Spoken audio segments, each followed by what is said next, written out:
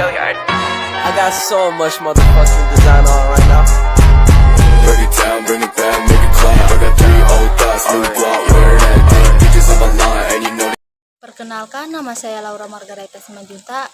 Di sini saya menjelaskan tentang spermatogenesis. Spermatogenesis adalah proses sel spermatozoa atau yang biasa kita kenal dengan sperma. Proses produksi sperma ini terjadi bagian testis yang disebut dengan tubulus seminivorus. Pada dinding tubulus seminivorus terdapat calon spermatogonium atau spermatogonia yang berjumlah ribuan, dan sel sertolik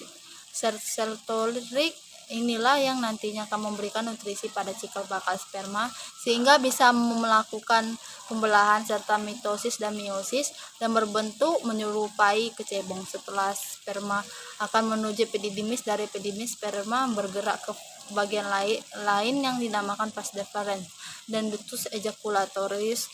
Untuk proses pematangan tahap ini, di dalam ductus ejaculatorius yaitu cairan yang dihasilkan oleh organ reproduksi lainnya seperti vesicula seminalis, kelenjar prostat, dan bulbul uretra ditambahkan pada sperma hingga membentuk cairan yang biasa disebut dengan sebagai semen atau air mani. Cairan mani berisi sperma inilah yang kemudian dikeluarkan saat ejakulasi. Normalnya spermatogenesis membutuhkan waktu 74 hari sampai sperma benar-benar matang dan siap membuahi sel telur. Oogenesis adalah proses pembentukan sel telur ovum di dalam ovarium induk telur. Oogenesis dimulai dengan pembentukan benih sel-sel telur yang disebut oogonia. Proses ini sudah terjadi ketika janin perempuan berada di dalam kandungan ibu. Selama proses pembentukan sel telur semasa janin akan terdapat 6-7 juta sel telur. Jumlah ini akan berkurang hingga hanya menjadi 1 juta sel telur saat bayi dilahirkan. Jumlah ini akan terus mengalami penurunan hingga sekitar 300 sel telur yang disimpan saat masa pubertas tiba. Memasuki usia pubertas, proses pembentukan pematangan sel telur akan kembang dimulai 1 bulan sekali dalam siklus menstruasi. Selama usia produktif setidaknya ada 300-400 telur matang yang akan dilepaskan untuk siap dibuahi.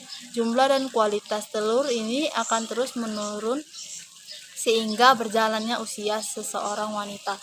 Proses oogenesis saat seorang wanita memasuki masa puber dimulai induk telur atau ovarium. Selama siklus menstruasi, induk telur akan menghasilkan 5-20 kantung kecil yang disebut dengan folikel. Setiap folikel ini mengandung sel telur yang belum matang. Sel telur yang nantinya sudah matang ini akan dilepaskan oleh ovarium dan menjalan menuju tuba fallopi.